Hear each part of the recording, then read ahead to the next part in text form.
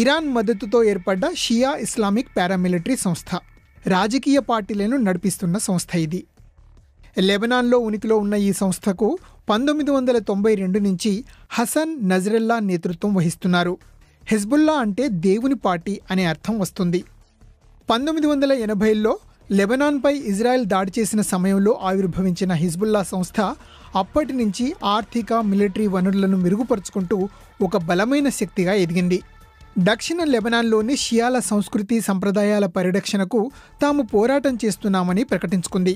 2000 సంవత్సరంలో లెబనాన్ నుంచి ఇజ్రాయెల్ వెనక్కి తగ్గిన సమయంలో నిరాయుధీకరణను వ్యతిరేకిస్తూ హెజ్బుల్లా తన మిలిటరీ సామర్థ్యాన్ని బలోపేతం చేసుకుంది. ఆ తర్వాత జరిగిన పరిణామాల్లో అది లెబనాన్ రాజకీయాల్లో కూడా అడుగుపెట్టింది. ద రెసిస్టెన్స్ బ్లాక్ పార్టీ ఏర్పాటు చేసి ప్రభుత్వాన్ని ప్రభావితం చేయగలిగేలా వీటో అధికారాన్ని కూడా దక్కించుకొని లెబనాన్లో రాజకీయంగా కూడా బలపడింది. ఇజ్రాయెల్, అమెరికా స్థావరాలు లక్ష్యంగా హిజ్బుల్లా అనేకసార్లు రాకెట్లు, బాంబులు ప్రయోగించింది. పశ్చిమ దేశాలతో పాటు ఇజ్రాయెల్, గల్ఫ్ అరబ్ దేశాలు, అరబ్ లీగ్ దేశాలు హిజ్బుల్లాను తీవ్రవాద సంస్థగా గుర్తించాయి. ఇజ్రాయెల్తో శత్రుత్వం. 2011లో సిరియాలో ఘర్షణలు తలెత్తడంతో సిరియా అధ్యక్షుడు బషర్ అల్ అసద్కు మద్దతుగా హిజ్బుల్లా తన సైన్యాన్ని పంపింది. సిరియా ప్రభుత్వానికి వ్యతిరేకంగా జరిగిన పోరాటాన్ని అణిచివేసి ఆ ప్రాంతాలను తిరిగి స్వాధీనం చేసుకోవడానికి కూడా సాయం చేసింది.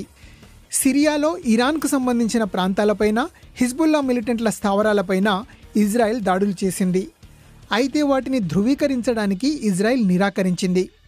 సిరియాలోని షియా అధ్యక్షుడికి మద్దతునివ్వడం, ఇరాన్తో బలమైన సంబంధాలు కొనసాగించడం వల్ల ఇరాన్ శత్రుదేశమైన సౌదీ అరేబియాతో పాటు గల్ఫ్ అరబ్ దేశాల నుంచి హెజ్బుల్లా తీవ్ర వ్యతిరేకతను మూటగట్టుకుంది. అక్టోబర్ 7న హమాస్ సంస్థ ఇజ్రాయెల్పై చేసిన మెరుపు దాడుల్లో సుమారు 1400 మందికి పైగా మరణించారు. దీంతో ఇజ్రాయెల్ కూడా హమాస్పై ప్రతిదాడులు మొదలుపెట్టింది. గాజాపై బాంబుల వర్షం కొనసాగిస్తోంది.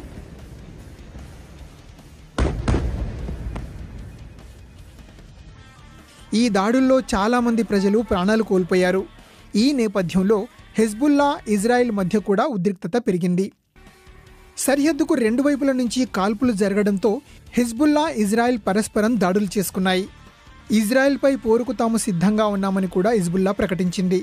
హిజ్బుల్లా సంస్థ రాజకీయంగా, సైనికంగా లెబనాన్లో పట్టు సాధించినప్పటికీ శత్రు దేశాల నుంచి అది పాలనాపరమైన విమర్శలను ఎదుర్కొంది. అయితే లెబనాన్ ఆర్మీ కన్నా ఎక్కువ సైన్యం, ఎక్కువ ఆయుధాలు కలిగి ఉన్న హిజ్బుల్లా చాలా బలమైంది. షియా సముదాయాల మద్దతు ఉన్న హిజ్బుల్లాను ఆ దేశంలో కొందరు తమకు ముప్పుగా కూడా భావిస్తారు. మూలాలు, ఆవిర్భావం. హెజ్బుల్లా మూలాలను ఖచ్చితంగా చెప్పడం కష్టమే అయినా 1982లో పాలస్తీనా మిలిటెంట్ల దాడులకు ప్రతీకారంగా ఇజ్రాయెల్ సైన్యం దక్షిణ లెబనాన్పై దండెత్తిన సమయంలో అది ఊపిరి పోసుకుందని అంటారు. అమల్ ఉద్యమానికి దూరమై తీవ్రవాదానికి అనుకూలంగా ఉన్న షియా నాయకులు దీనికి మద్దతు పలికారు. అలా ఏర్పాటైన ఒక సంస్థకు ఇరాన్లోని బెక్కా వ్యాలీలో ఉంటున్న విప్లవ నాయకుల నుంచి ఆయుధాల పరంగా, సైనిక పరంగా వ్యవస్థీకృత సాయం అందింది. ఆ సంస్థే క్రమంగా హిజ్బుల్లాగా మారింది. ఈ సంస్థ ఇజ్రాయెల్ మిలిటరీపైనే కాదు, లెబనాన్ ఆర్మీపైన, విదేశీ సైనికులపైన కూడా దాడులకు పాల్పడింది.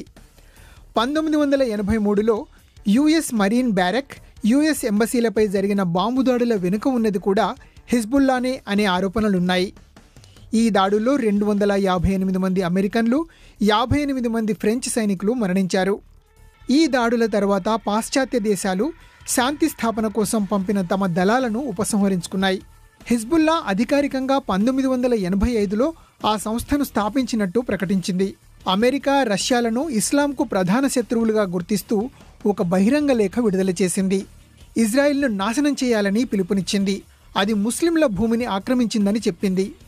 లెబనాన్ అంతర్యుద్ధానికి తెరదించిన 1989 తైఫ్ ఒప్పందంలో హిజ్బుల్లా తన ఆయుధాలను వదిలేయాల్సి వచ్చింది.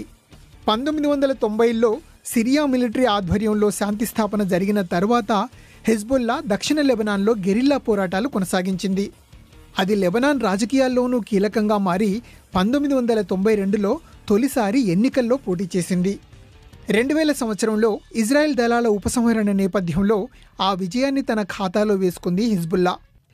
నిరాయుధీకరణ కోసం వచ్చిన ఒత్తిళ్లను వ్యతిరేకిస్తూ షెబ్బా భూములు, ఇతర వివాదాస్పదమైన ప్రాంతాల్లో ఇజ్రాయెల్ దళాల మోహరింపును దానికి కారణంగా చూపిస్తూ తన సాయుధ బలగాలను పెంచుకుంది. హెజ్బుల్లాకు ప్రాధాన్యం. 2008లో పాశ్చాత్య దేశాల మద్దతుతో అధికారంలోకి వచ్చిన లెబనాన్ ప్రభుత్వం హెజ్బుల్లాను అణచివేయడానికి ప్రయత్నించింది. బెయిరూత్ ఎయిర్పోర్ట్ సెక్యూరిటీ చీఫ్ తొలగింపు, ప్రైవేట్ కమ్యూనికేషన్లపైన నిషేధం వంటి చర్యలతో ఈ ప్రయత్నాలు చేసింది. దీనికి ప్రతీకారంగా రాజధాని బెయిరూత్ నిర్బంధం, సున్నీ మద్దతు సంస్థలపై పోరాటం లాంటి వ్యూహాలతో ప్రభుత్వంపై ఒత్తిడి పెంచింది హెజ్బుల్లా.